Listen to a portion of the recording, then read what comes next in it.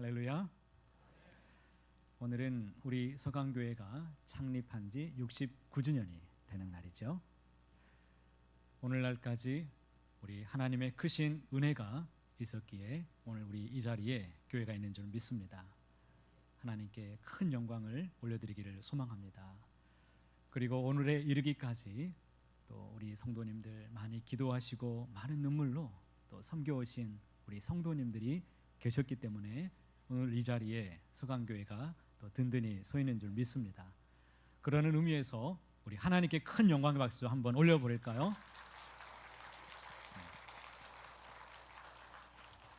지나온 모든 시간이 소중했습니다. 그리고 감사했고 의미가 있었습니다. 돌아보면 기쁨도 있었고 감격스러운 날도 있었습니다. 또 생각해보면 슬픔도 있었고 또 아픔도 있었던 날이 있었을 것입니다. 하지만 지나온 날보다 앞으로 이제 시작되는 미래가 더 중요한 줄 믿습니다.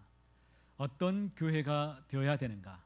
이것이 우리 모두의 사명이 되고 우리의 꿈과 비전이 되기를 간절히 소망합니다.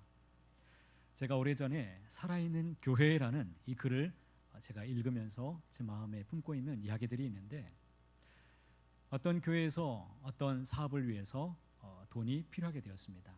그래서 어떤 구역에서 예배를 드리고 기도하다가 어떤 집사님이 제안을 하나 했습니다. 우리 교회가 이런 일을 해야 되니까 우리가 이 시간 헌금을 좀 하자, 이렇게 누군가 얘기를 했습니다. 그때 어떤 성도님이 이렇게 말했습니다. 우리 교회는 항상 뭔가 부족하네요. 그렇게 얘기한 겁니다. 그래서 그 집사님이 이렇게 또 얘기했습니다. 저에게는 너무나 귀한 아들이 있었습니다. 이 아들은 항상 저에게 무엇인가를 요구했습니다. 옷을 사달라고 그러고, 또 스키를 사달라고 그러고, 또 컴퓨터를 사달라고 그러고, 항상 저에게 요구하는 것 뿐이었습니다.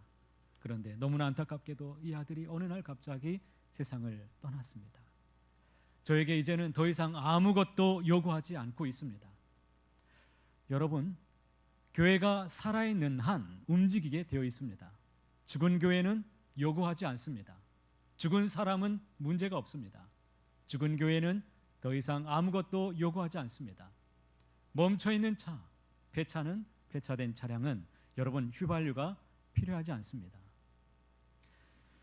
오늘 무엇인가 교회가 요구하고 있다는 것은, 이것은 교회가 살아있다는 분명한 증거가 아닐 수 없습니다. 오늘 서강교회가 살아있는 교회로 하나님 앞에 귀하게 더욱 쓰임받는 교회가 되기 위해서 어떤 교회가 되어야 되는가, 또 어떻게 하면 하나님 앞에 영광과 존귀를 올려드릴 수 있는 그러한 아름다운 교회가 될 것인가, 이것이 우리 모두의 관심이 되고 기도가 되기를 간절히 소망합니다.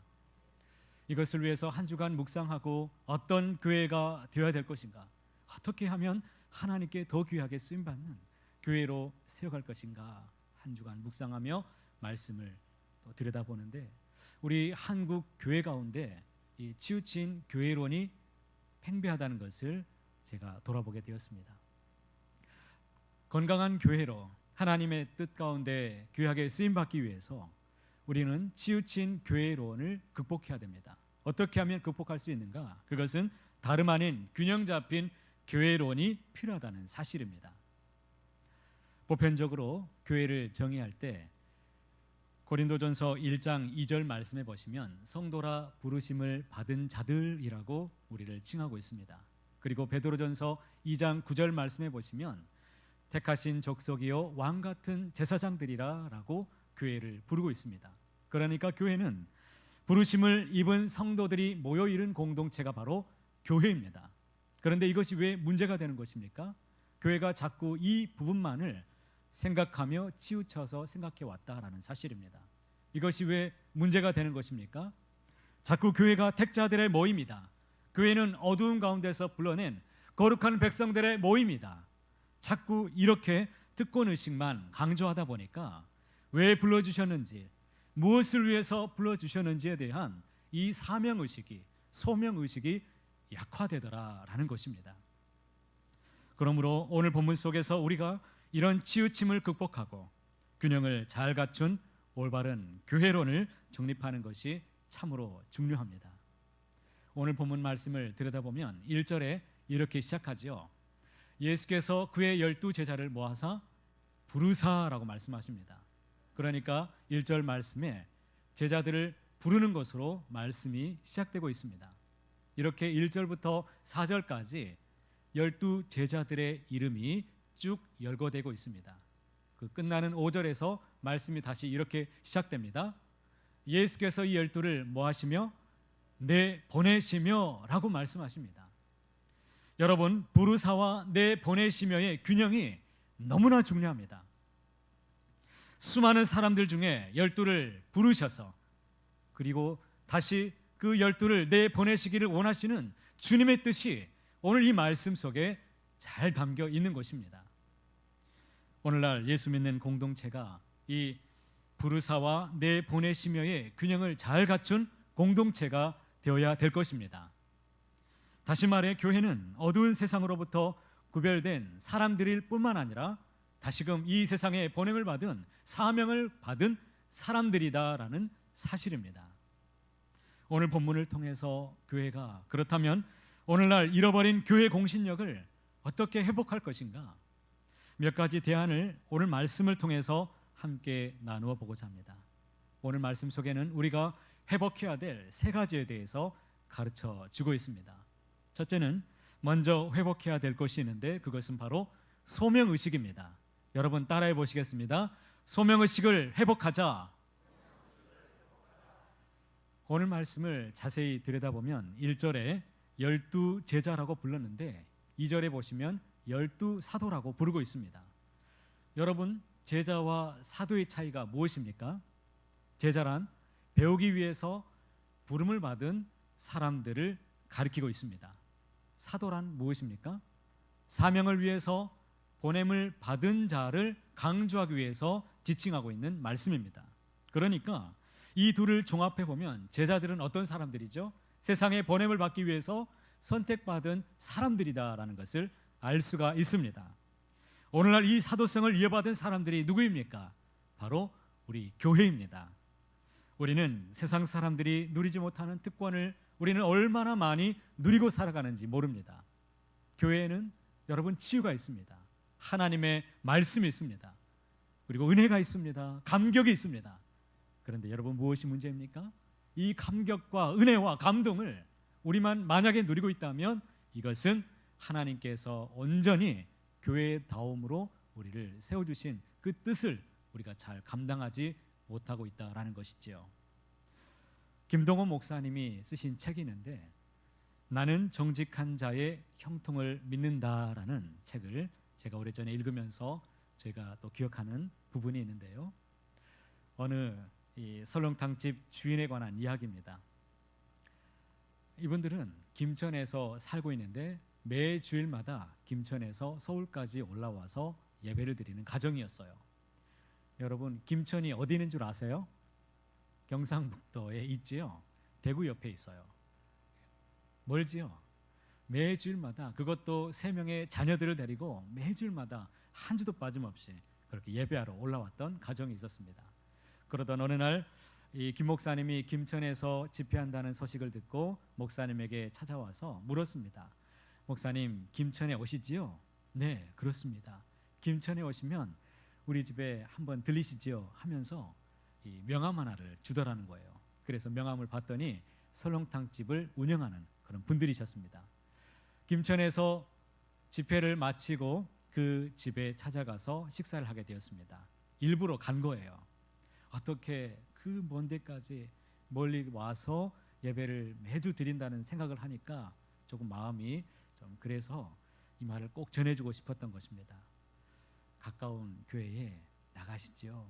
이렇게 좀 권하려고 찾아갔다고 합니다. 그런데 이 목사님이 그 부인 되시는 집사님의 말을 듣고 한마디도 못했다라고 합니다. 목사님, 제가 비록 설렁탕 한 그릇을 끓여 파는 그런 사람이지만 설렁탕 한 그릇을 끓여도 예수님을 대접한다는 마음으로 저는 끓이고 있습니다. 예수님께 대접해도 부끄러움이 없는 그런 설렁탕을 끓이려고 최선을 다하고 있습니다. 그래서 재료도 최고로 좋은 것만 사다가 내놓습니다. 고기와 뼈를 사도 제일 비싸고 제일 좋은 것만 사다 놓습니다. 김치를 담궈도 무, 배추, 고춧가루, 마늘, 생강, 양념까지 모두가 다 제일 저렴한 재료만 사다가 사용하고 있습니다. 그런데 어느 날인가 뼈를 끓이는데 뽀얀 국물이 나오는 것이 아니라 누런 국물이 나오더라는 거예요. 그래서 이상하다 싶어서 그 업체에다 전화해 봤더니 이 뼈를 잘못 보냈다는 것입니다. 24시간 동안 끓였는데 이것이 무슨 일인가 싶어서 얘기를 했는데 그 업체에서 사장이 얘기하기를 이렇게 얘기하더랍니다. 사장님, 오늘만 커피 프림을 좀 타시지요. 이렇게 낮은 품질의 뼈를 사다가 커피 프림을 타서 내놓는 그런 설렁탕 집이 많았기 때문에 그렇게 해보라고 얘기했던 것이죠. 그런데 그 집사님 네 분이 그날 어떻게 했는 줄 아십니까? 24시간 동안 팔팔 끓였던 그 뼈 국물들을 다 내다가 다 버렸습니다. 그리고 그날 장사를 하지 않고 문을 잠그고 그리고 가게 앞에다가 글을 하나 써서 붙여 놓았습니다. 오늘은 설렁탕 재료가 좋지 않아 장사를 못합니다. 이렇게 적어서 붙여 놓았습니다. 그랬더니 다음 날부터 놀라운 일이 생깁니다. 이것이 소문이 나가지고 사람들이 문정성시를 이룬 것입니다. 얼마나 장사가 잘 되는지 분점까지 냈다는 거예요. 그런데 이 집사님 네 분들이 장사를 잘하기 위해서 그렇게 한 것이 아니라 누구를 대접한다는 마음으로, 예수님께 대접한다는 마음으로 이렇게 시작한 것인데 하나님이 이렇게 복을 주시더라는 거죠. 그렇기 때문에 커피 프림을 타서 내놓을 수 없었던 것이죠. 여러분, 프림을 섞은 설렁탕집하고 이 집사님의 설렁탕집하고 차이점이 무엇입니까? 그것은 진짜와 가짜의 차이입니다. 여러분, 믿는 성도들도 소명의식이 있는 사람과 없는 사람에게도 차이가 있습니다. 예수님의 번영을 받은 성도로서 세상 앞에서 당당하게 부끄럼 없이 정직하게 살기 위해서 이렇게 살아가는 소명의식을 가지고 살아가는 그러한 가정이었습니다. 여러분, 왜 사람들이 프림을 타다가 내놓는 것입니까? 소명의식이 없기 때문이죠. 그렇기 때문에 죄의식도 없고 문제의식도 없이 그렇게 똑같이 세상 방식대로 살아가는 것입니다.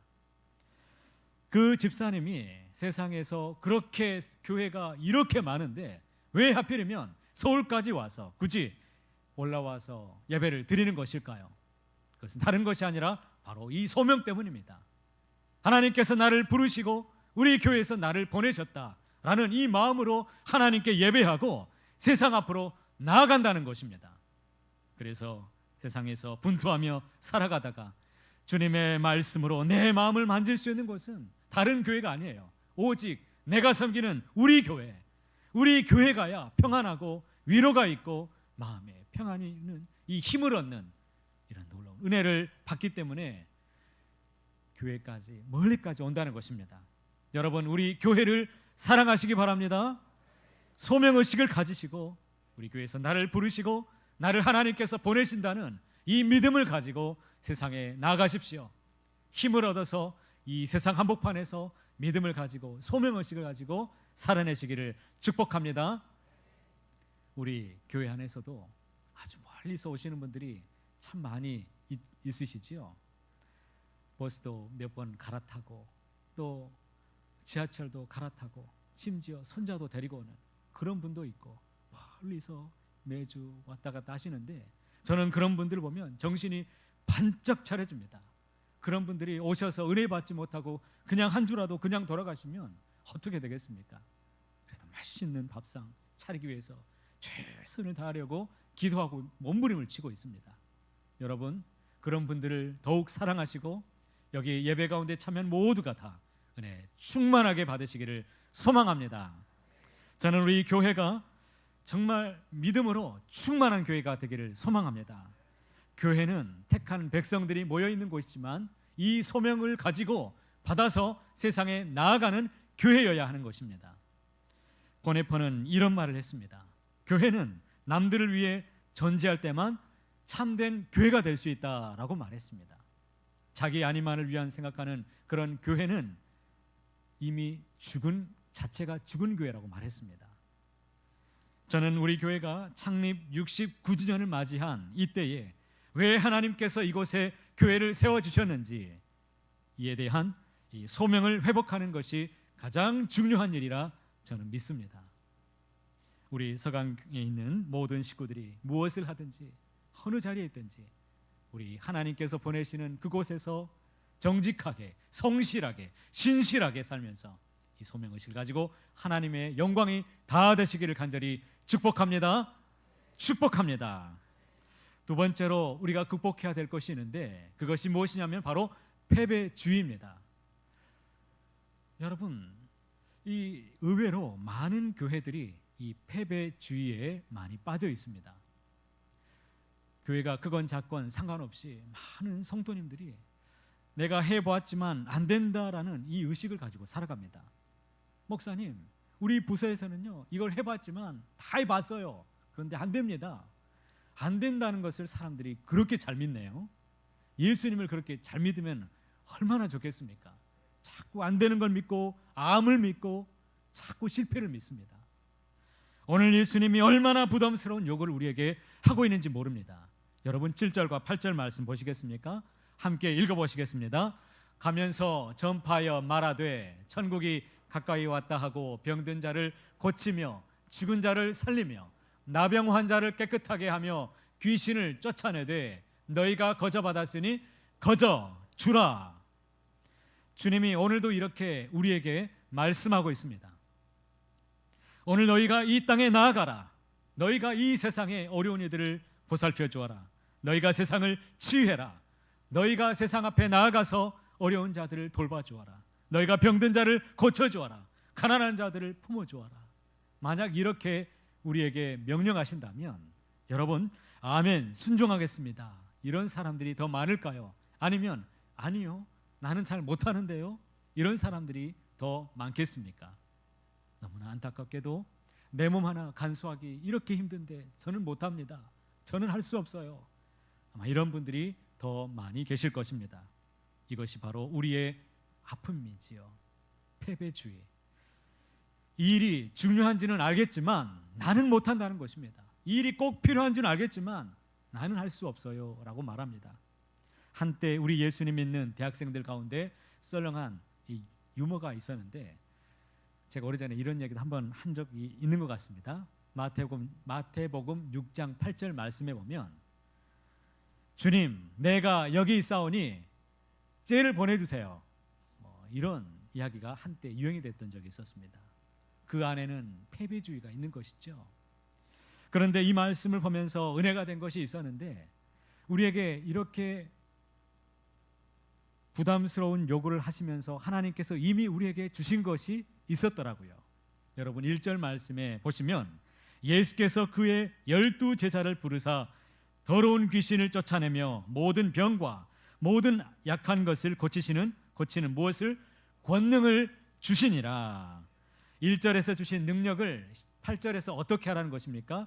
그것을 사용하라는 것입니다. 바울이 에베소 교인들에게 참 눈물로 고면하는 말씀, 눈물로 기도하는 것이 바로 이것이었습니다.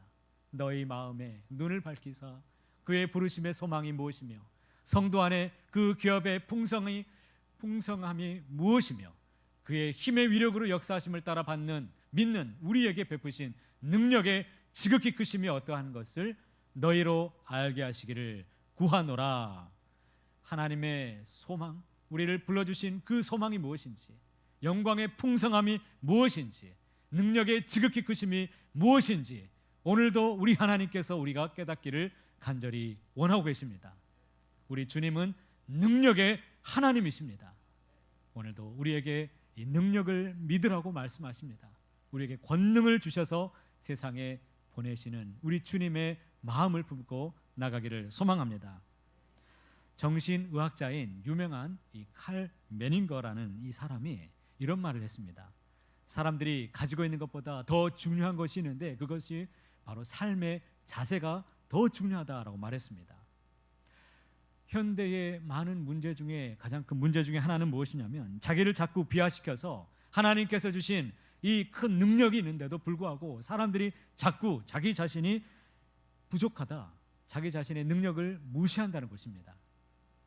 최근의 연구에 따르면 인간이 가지고 있는 뇌의 능력을 한번 연구를 해봤더니 우리 뇌의 능력이 어떤가 봤더니 이 대형 백과사전을 다 외울 수 있는 능력이 있다고 합니다.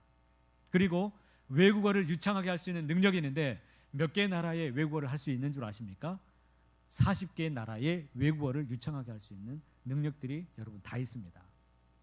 그리고 수십 개의 대학에 이 전공을 다 마스터할 수 있는 능력이 저와 여러분에게 다 있다는 거예요. 전혀 놀라운 표정들이 아니신데요, 이와 같은 가능성을 하나님이 이미 주셨는데 우리의 열등의식하고 내 부정적인 생각 때문에 일생 동안 10%도 사용하지 못한다는 것입니다. 저는 오늘 한국교회에서 이런 패배주의가 떠나가기를 원합니다. 나는 안 돼요, 나는 못해요, 나는 할 수 없어요, 이런 패배의식이 사라지고 할 수 있다, 해보자, 하면 된다, 이런 주님이 주시는 능력을 가지고 주님의 믿음을 가지고 살아가는 저와 여러분 되시기를 간절히 소망합니다. 마지막으로 함께 나누고 싶은 것은 그것이 무엇이냐면 회복에 대한 확신입니다. 여러분, 우리는 부족해도 하나님은 능력이 많으신 하나님이십니다. 나는 못해도 하나님은 하실 수 있으십니다. 그 하나님의 능력을 믿으라는 거예요. 축복의 말씀 이 한 절을 제가 묵상하면서 함께 나누기를 원하는데, 여러분 이사야 58장 12절에 보면 같이 함께 이 말씀 읽어보실까요? 내게서 날 자들이 오래 황폐된 곳들을 다시 세울 것이며 너는 역대에 파괴된 기초를 쌓으리니 너를 일컬어 무너진 데를 보수하는 자라 할 것이며 길을 수축하여 거할 곳이 되게 하는 자라 하리라. 아멘. 이 말씀을 잠시 두시기 바랍니다. 여러분, 이 말씀이 얼마나 귀하고 복 있는 말씀인지 모릅니다. 여러분들이 자녀를 사랑하고 자녀에게 축복하기를 원하신다면 이 말씀으로 여러분 축복해 주시기 바랍니다. 우리 하나님의 강력한 의지가 담겨 있습니다. 우리를 부르셔서 우리를 어떻게 세우길 원하십니까? 황폐된 것들을 다시 세우길 원하십니다. 우리를 통해서 파괴된 기초를 다시 쌓기를 원하십니다. 무너진 곳을 보수하는 자로 우리를 세우기를 원하십니다. 길을 수축해서 사람들이 거할 곳이 되는 길을 만드는 자로 우리를 세우기를 원하고 계십니다. 얼마나 아름답고 복 있는 말씀이십니까? 여기에서 내게서 너는 너를 이라는 이 단어를 우리의 이름을 넣어서 다시 한번 읽어보시겠습니다. 영준이에게서 날짜들이 왜 그냥 들으십니까? 같이, 저 혼자 하면 쑥스러우니까 같이 해주시기 바랍니다. 여기서 내게서 너는 너를이라는 단어가 있어요. 자, 자막을 보시고 그 부분에 자기 이름을 넣어서 한번 읽어보겠습니다. 영준이에게서 날짜들이 오래 황폐된 곳들을 다시 세울 것이며 영준이는 역대에 파괴된 기초를 쌓으리니 영준이를 일컬어 무너진 데를 보수하는 자라 할 것이며 길을 수축하여 거할 것이 되게 하는 자라 하리라. 할렐루야. 우리를 부르신 목적입니다. 우리 자녀들이 길을 만드는 자가 되기를 소망합니다. 우리 자녀 손들이 길을 내어서 사람들이 거할 곳이 되게 하는 자로 쓰임받게 되기를 축복합니다. 이 말씀을 한 절 잘 읊조리시고 하나님 앞에 영광을 또 돌리시는 은혜가 있기를 축복합니다. 우리가 아는 마르크스는 혁명가입니다. 여러분, 마르크스 여러분 아시죠? 마르크스 이미지 하면 머리에 띠를 두르고 사람들에게 선동하는 혁명가의 이미지를 가지고 있는데, 여러분 이 사람은 이론가였어요. 그러니까 평생 동안 이론을 쓰면서 그는 사색했던 사람이었습니다. 그가 살았던 생존했던 그 동안에는 단 한 번도 노동자 혁명이 일어난 적이 없었습니다. 그렇게 그는 죽었고 그가 썼던 이 마르크스 주의는 19세기에 그냥 다 끝나고 묻혀져서 사라질 뻔했는데, 이 열렬한 마르크스 주의자가 나타나서 이 마르크스를 신봉하는 사람이 나타났습니다. 그가 누구인 줄 아십니까? 여러분이 잘 아는 레닌이에요. 이 레닌이라는 열렬한 마르크스 주의자 한 청년이 나타나가지고 질칠 줄 모르는 열정을 가지고 이 사람이 마르크스주의를 퍼뜨리기 시작합니다. 소수의 직업혁명가들을 감동을 시키고 그가 영향력을 행사한 끝에 놀라운 일이 역사가 일어났습니다. 몇 년이 지나지 않아서 견고한 러시아가 뒤집어졌습니다. 그리고 그 땅에 러시아의 황제가 쫓겨났습니다. 그리고 그 땅에 새로운 노동자, 농민이 이 천국을 이룬다는 공산주의가 파급이 되더라는 것입니다. 이러한 마르크스의 가르침에 대한 한 사람의 믿음이 지구 전체에 이 절반 이상을 한때에 흔들어 놓고 뒤집어 놓았던 이 엄청난 영향력을 행사하더라라는 것입니다. 이것이 무엇을 의미하는 것입니까? 한 인간이 만든 이 사상도 이런 엄청난 파괴력이 있다면 여러분, 피 묻은 십자가, 우리 예수 그리스도의 십자가의 이 능력을 마음에 품고 살아가는 우리 하나님의 사람들이 진정 예수주의자가 되어서 복음의 능력으로 이 세상이 구원받을 수 있다는 믿음을 가지고 열정을 가지고 세상 앞에 나아간다면 과연 이 세상이 변화되지 않겠습니까? 우리 기독교 인구가 한때 1000만 명이다, 1200만 명이다 했었던 적이 있었습니다. 코로나가 지나고 나서 통계를 내보았더니 지금 771만 명이 개수가 되었습니다. 그런데 여러분, 저는 이 세상을, 한 세상을 변화시키는데도 이 771만 명도 저는 너무나 많이 있다라고 생각합니다. 오늘 정말 예수주의자, 예수 십자가의 정신으로 무장한 성도님 한 사람 한 사람이 있다면 진정 이 세상은 이 복음으로 말미암아서 세상이 변화되게 될 것입니다. 마르크스주의자 레닌이 자기가 거기에서 큰 감동을 받고 이 사람이 3년 만에 쓴 책이 있는데 그 책 제목이 무엇이냐면 무엇을 해야 될 것인가 라는 책을 썼습니다. 여러분, 참 의미 있는 말 아닙니까? 자기가 마르크스주의자가 되었습니다. 그러면 무엇을 해야 될 것인가 라는 말입니다. 우리가 택자로 부름을 받았습니다. 우리가 이 자리에서 성도로 거룩하게 부르심을 받아서 이 자리에 서 있습니다. 그렇다면 무엇을 해야 될 것인가 하는 것입니다. 여러분, 먼저는 우리 교회가 해야 될 일이 있습니다.